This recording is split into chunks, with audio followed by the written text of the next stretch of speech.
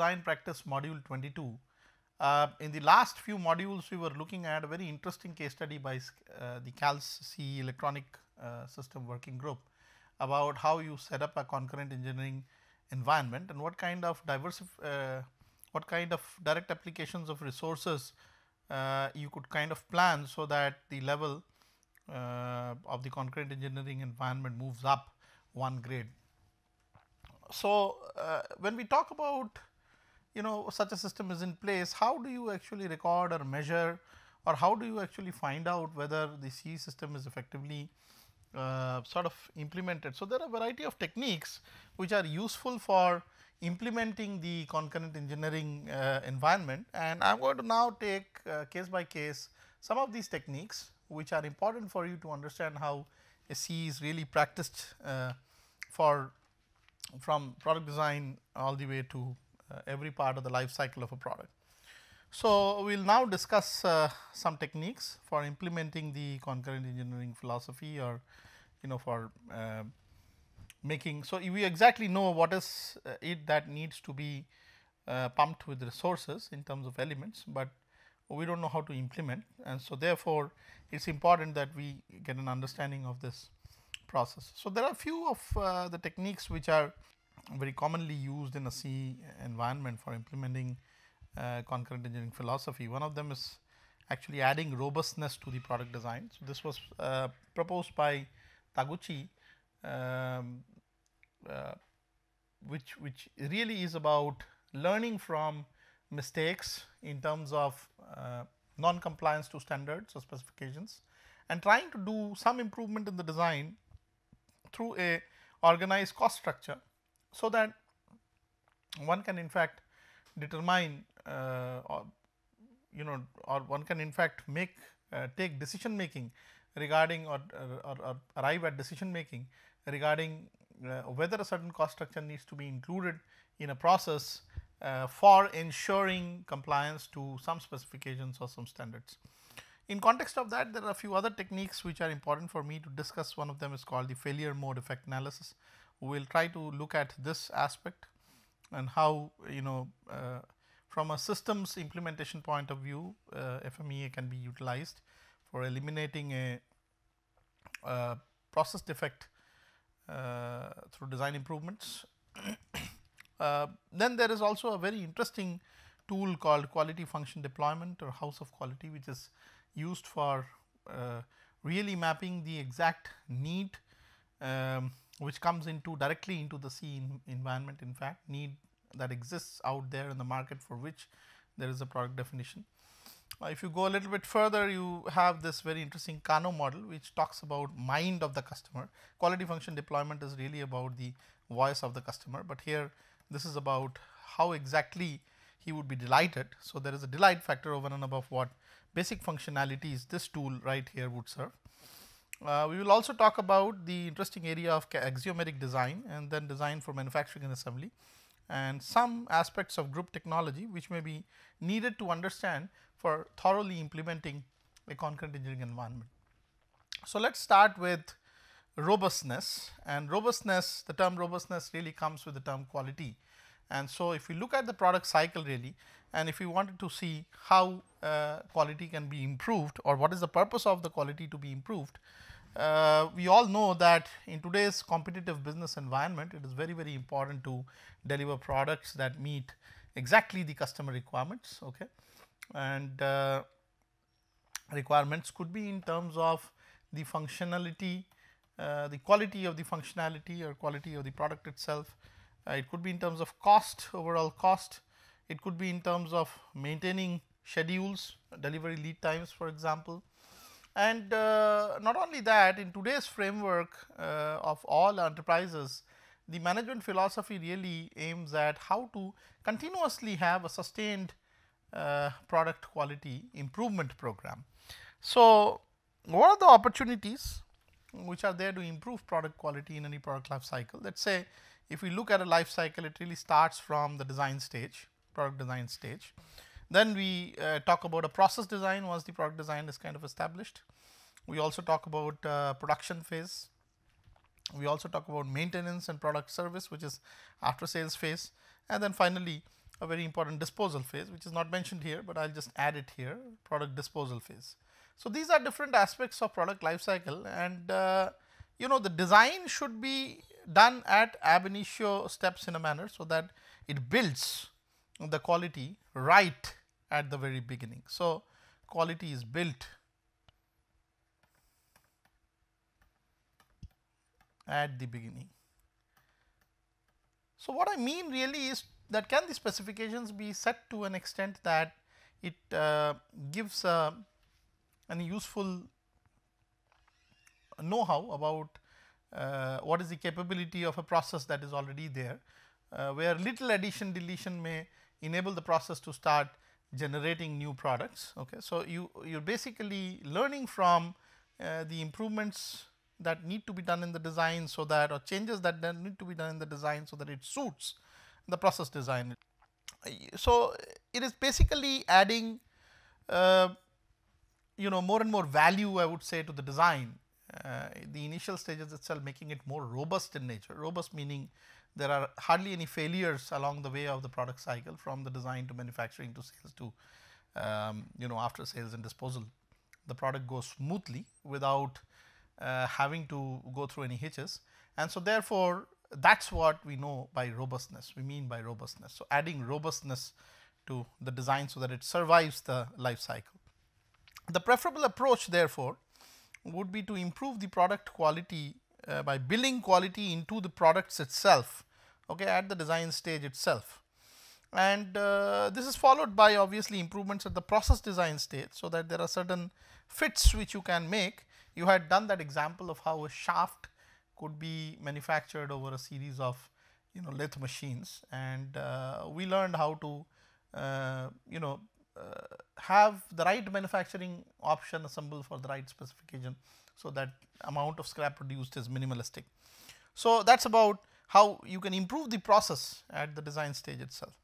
And then of course, you can have these improvements coming from all the different steps like production, engineering, maintenance, product service stages, so on and so forth, which builds in the necessary amount of robustness. So, when we look at product product design, that it is a prime activity in the process of realizing any product, and therefore, this design really would have the greatest impact on the quality of the product. And whenever there is a deviation in this quality, there is going to be some kind of loss associated with such deviations. Although this loss does not really come on a balance sheet, but these losses are notional, and if these losses come in, it gives you an idea about how to proceed, so that you can do some loss minimization. Some numbers are there rather than just qualitative indices, and therefore, it is a very good strategy to monitor the deviation of all the functional characteristics of products from their target values through adding notional losses to quality. So, in fact, Taguchi, when he started applying this process, he proposed a philosophy and methodology saying that designing quality into products and processes should be at the very beginning. He postulates that a process of designing a product or a process should be viewed in terms of a system design phase, parameter design phase, and tolerance design phases. So, of course, I will come into the details of all these different techniques.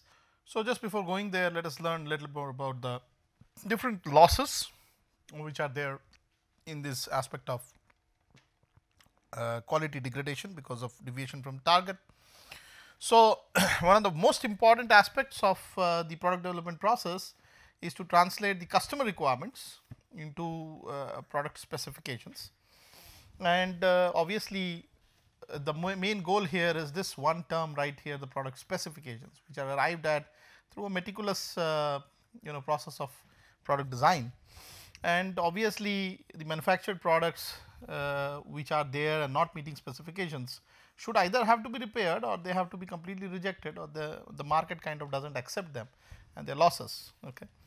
So, the prime quality costs for supplying satisfactory products to customers include sort of producing, identifying, avoiding or repairing the products which do not meet such customer expectations, so or requirements. So, if there are certain preliminary issues which have cropped up in the products which have made them non-compliant to what exactly is specified as to how a product should be produced, then obviously that is not acceptable, okay, for the end user who is the customer. And therefore, one can levy some of these notional costs onto the system in a number of different categories, where these costs would kind of guide you through giving you a lead into what has to be improved at every stage, either the design or the product itself or the process itself, or anything related to the different phases of the life cycle, so that this end user satisfaction index goes up and you are compliant to what is needed. Okay. And so, it is basically about what do you need and how do you satisfy the need, are you satisfying the need accurately or not. So, we are giving you sort of a quantitative basis to do that. And so, if I looked at different kind of costs which are available in different categories for describing the quality, there could be costs related to prevention for these non-specified or for this deviation from targets to happen. There can be costs needed for sort of appraisal, for example, measurement costs. There are parameters to be measured of produced items where after measurement you find there is a deviation. So, that appraisal has to be done in a continuity. There is also something called an internal failure cost, which has to be absorbed once a system has been already partially built. Let us for example, look at a car making facility. If you have already produced a weld body just up to the final stages, and then you realize that you have a spot dent, then the whole body is lost, and it is an internal failure cost which happens, which comes to the business in fact, and then either you have to somehow repair it offline, or if repairing is not possible, then scrapping it would mean a humongous amount of metal has already been wasted into the, which goes into the car body. Similarly, there are external failure costs, and these are in fact more prestige issues when such failures happen in the market, which is related to giving a lot of poor visibility for the company's quality, or also maybe in terms of some losses of market share, etc. So, what has to be done in order to levy the costs at the right time, so that these costs do not prop up really a lot, and they get controlled at the very outset, by complying the standards which are sort of made. So, let us look at some of the details about such costs and how it can be prevented, okay, or from happening. So, particularly prevention cost, it includes all the efforts that go into designing and manufacturing a product that meets some customer requirements.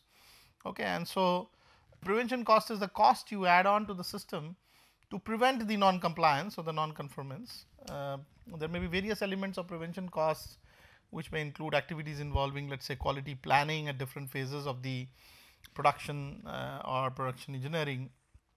There can be something related to the new product reviews, which gives you an idea about how a product is doing in the market, or what are the expectations of the customer, which way the market goes in terms of reliability, aspirations developed by the customer, so on and so forth. There can be also some kind of cost put into do product design or process design in an appropriate manner, in a robust manner, so that failures do not happen, and automatically there is the right mapping of the right capability that you have in terms of manufacturing options to the right designs that you are going to manufacture. There could also be prevention in terms of accurate process control. This needs for a strategic way of monitoring, measuring, recording, and then trying to statistically analyze whether we are in control or out of control, or whether it is needed to do something to the process so that it comes back into control. So, all those costs which are levied because of such activities fall under the category of prevention costs. There could also be components related to training of individuals who are new to the system, so that they do not do any non-conformance, or let us say even things related to quality data acquisition, either automated or in a manual manner, or some kind of an analysis from trends which leads us to believe that, and this is also known as prognosis, that something will happen at a futuristic point of time related to a product. So, you are preventing a failure much early to actually the failure started happening. This is done a lot in aerospace industries these days for meeting up health monitoring aspirations, engineering aspirations related to such products. And there are also appraisal costs. Appraisal costs are typically inclusive of those costs which are involved in measuring, evaluating of whatever we are producing, or even sometimes auditing the products to see if they are as per the norms, they are as per the specified requirements. There could be costs involved in, again, inspection of or auditing of the individual components, or sometimes purchase material from vendors which directly go into the assemblies. And to ensure the conformance with standards and specifications, there is always going to be this essential measuring, recording, and sort of using this for policing purpose, so that the process is in control. So, that is called appraisal cost. It typically includes cost of activities such as inspection, for example. This is of course a non value added component. In fact, in the latest process designs from particularly Japanese manufacturers, inspection has been almost combined with the process itself. So, that the idea is that outside the assembly line or outside the final product line, there should not be any unit which goes in an uninspected manner or in an undetected manner. So, this is a part of so called total quality management, TQM, that people perform. Okay. So, then you also have tests of incoming materials, you have product inspection and other tests, you have materials and services consumed and maintaining accuracy of test equipments. All these levy costs, and they are just because you want to appraise the system of what is the quality level. So, that is why appraisal costs. Internal failure cost, as I told, occurs when the product fails to meet customer requirements before being shipped. So, something has failed within the domain of the production itself. So, there is still a control of the processes and still there is a scope of improvement quickly. So, these are not that serious in terms of putting a lot of bad name and affecting the prestige. But yes, internal failure costs sometimes are very critical, and how you handle them and what kind of awareness level you create is definitely the most important management strategy which enables one to zero down the failures within the ambits of the production facility. So, internal failure costs include all costs involved in rectifying the failure which has happened. You can have examples of for example, internal failure cost elements could be out of failure analysis, out of the scrap generated, what are the kind of repairs that are being met.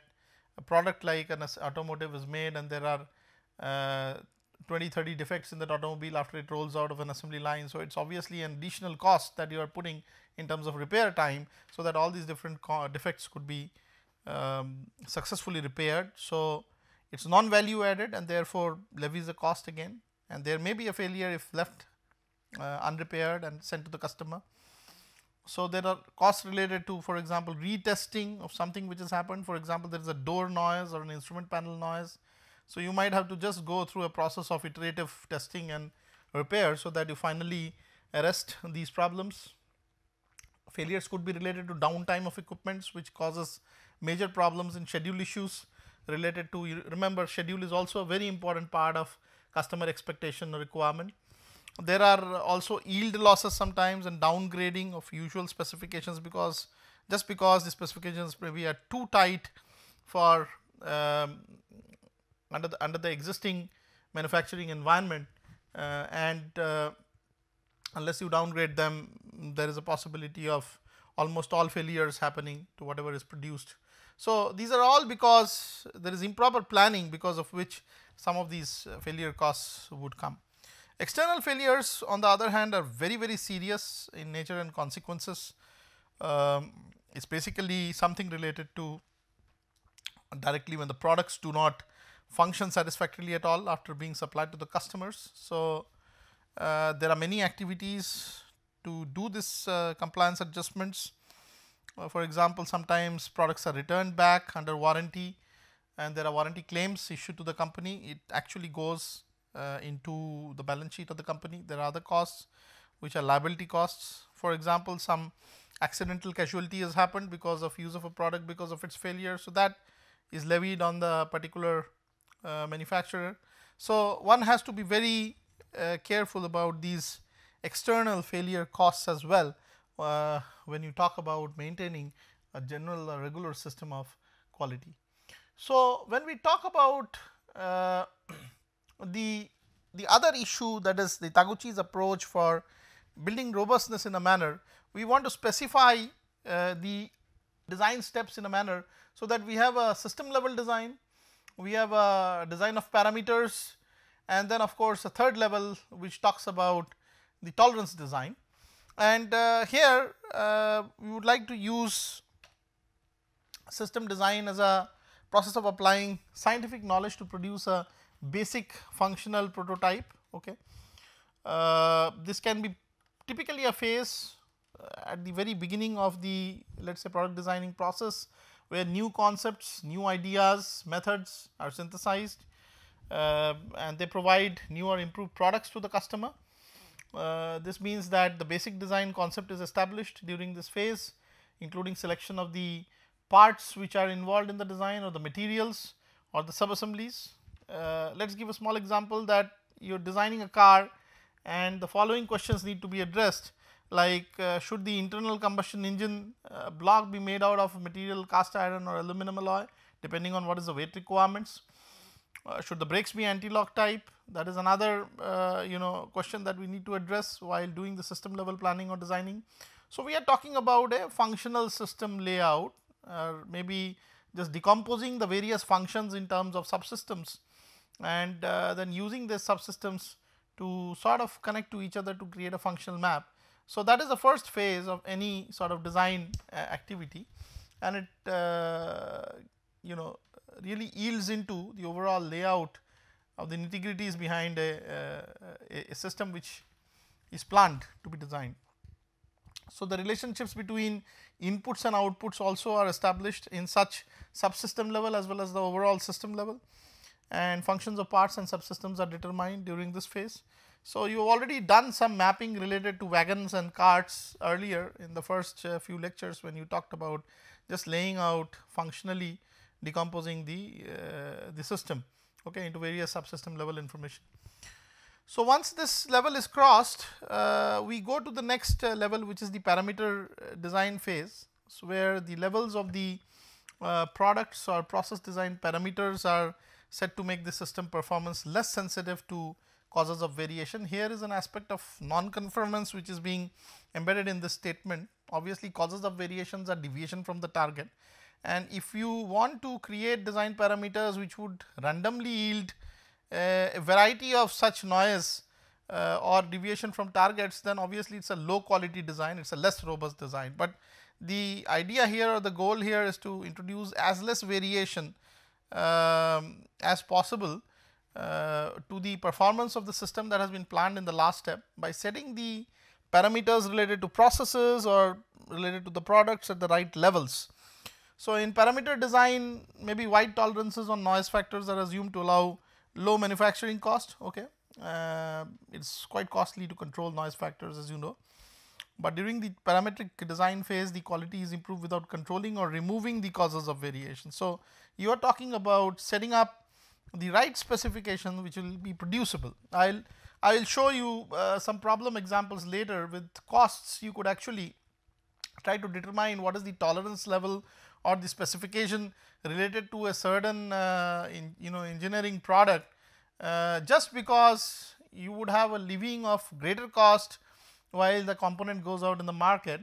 So, a sort of a permanent cost put in the process for carrying out a small check or an inspection might just change the paradigm and create the system or make a system which is lower, in terms of its sensitivity to variation, and you could address the problem right there in the process itself.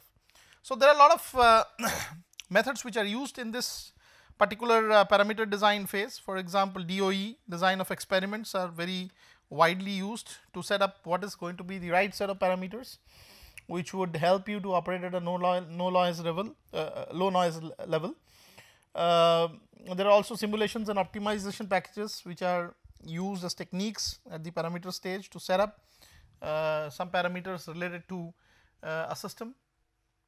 And then of course, the third phase that Taguchi suggests in order to build robustness into the design are the tolerance design phases, where it usually follows the parameter design phase, but here the basic purpose is an improvement in the quality by tightening tolerances around the chosen target value. So, whenever there is a huge deviation, you might be able to design the process or maybe the specification in a manner, so that these tight tolerances around the target values may help guide the right quality to be produced.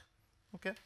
And choose the control factors which are available to the designers in a manner so that you reduce the performance variations. I will come to this when I exemplify a case of let us say steering control on a car, and I will show you how these different factors would influence the overall design. So, overall the quality improvement must happen in terms of reduction in quality loss, which is a notional loss again levied upon the system, and although there may be an increase in the manufacturing cost, the lessening of quality loss in a way would be helping you to guide in the right manner, so that your variation or deviation from the targets are as less as possible. And so, this is where the aspect of robustness builds in the design, that if your variation of a system matching to the right process is minimized, you are successful to add robustness to the design. There is not going to be any kind of non-conformance. These are all linked. Usually the customer is the one who judges, and so if the customer does not get any non-compliance, he is happy, and that is the goal of everybody working in the business, including the designers as well as for the product as well as the system and the process. So, let us now look at the approach of how we penalize in terms of giving some notional losses as there is a deviation from the target, because this would be the basic tool used to set up the specifications, okay, or the designs later or maybe doing tolerance design based on the quality loss. So, we will do that in the next step. So, in this particular case, let us start defining the loss function now. So, traditional understanding of quality loss is given in this particular figure, that you have two different limits, let us say the upper specification and the lower specification limits, and whatever is beyond these, for example, some particular component or system which crosses the USL or the LSL are considered to be 100% loss, they are rejects. So, basically you are rejecting the whole crossovers and accepting all this which is in this white area right here at the target or beyond the target by a distance of whatever specified tolerances have been given in the system. But Taguchi's loss function is slightly different, is basically postulates that the loss starts not at the crossover of the USL LSL, but right at the deviation stage itself.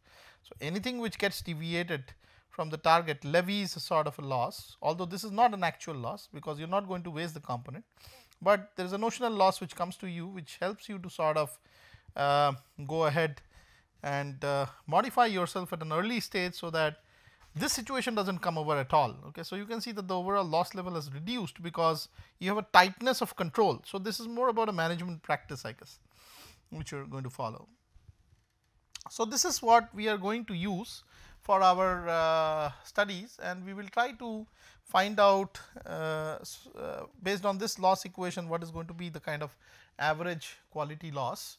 So, let us suppose there are different measurements, let us say I measurements of this quality characteristic which is there, and these I measurements vary between let us say some 1 to n different measurements. this yi shows the ith measurement. So, in that event what would be the kind of average loss which will be levied on the system.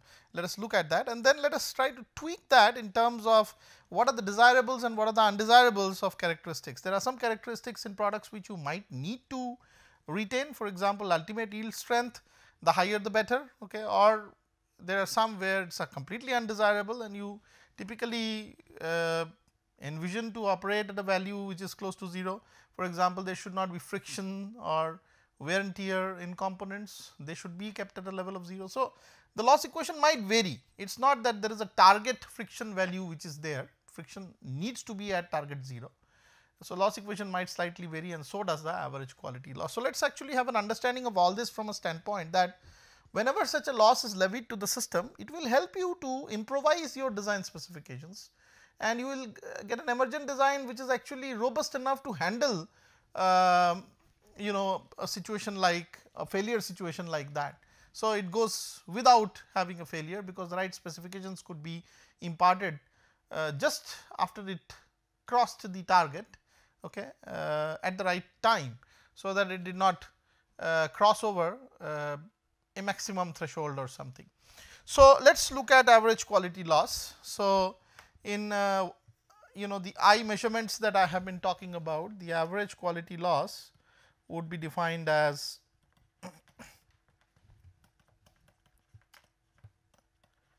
loss due to y1 characteristics plus y2 plus so on up to loss due to yn characteristics averaged out with respect to n measurements.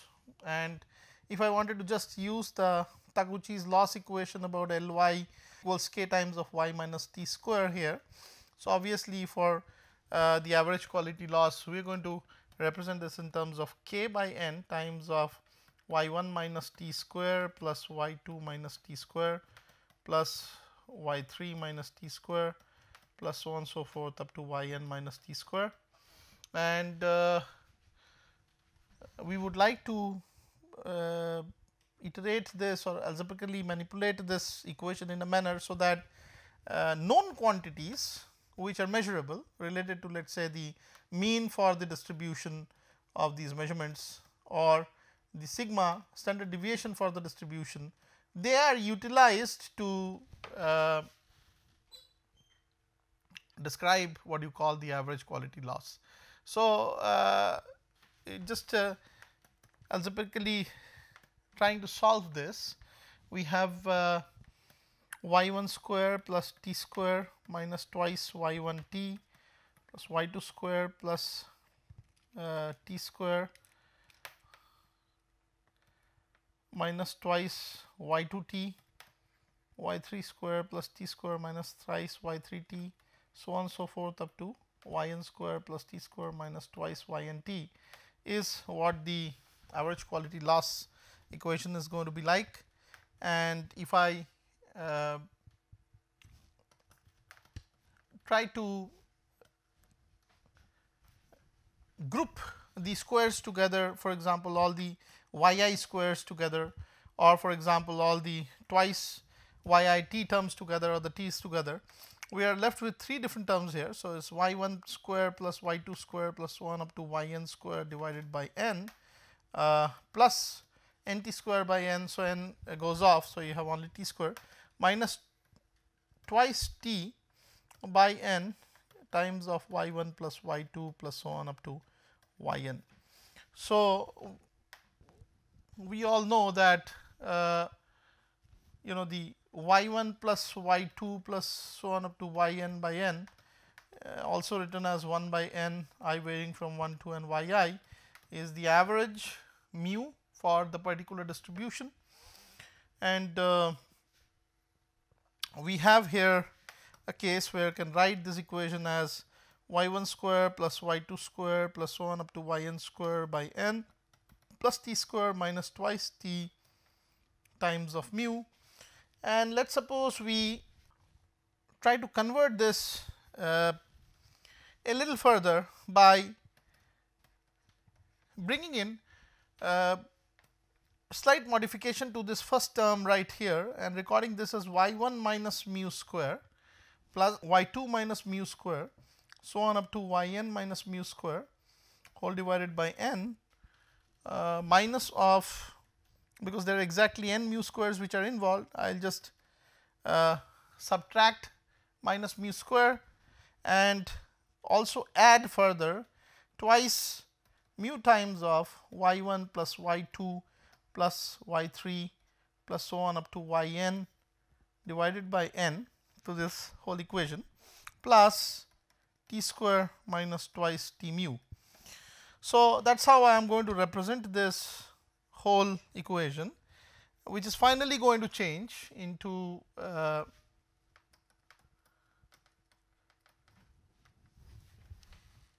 k times of n minus 1 by n times of sigma y I minus mu square, I varying between 1 to n, 1 by n minus 1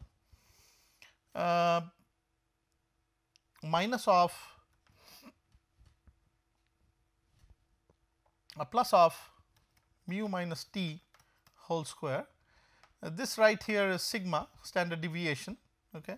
That is how the standard deviation for any distribution would be, and so we are left with an actual value which equals to k times of n minus 1 by n times of sigma square, I am sorry, this is sigma square, square of standard deviation plus mu minus t whole square.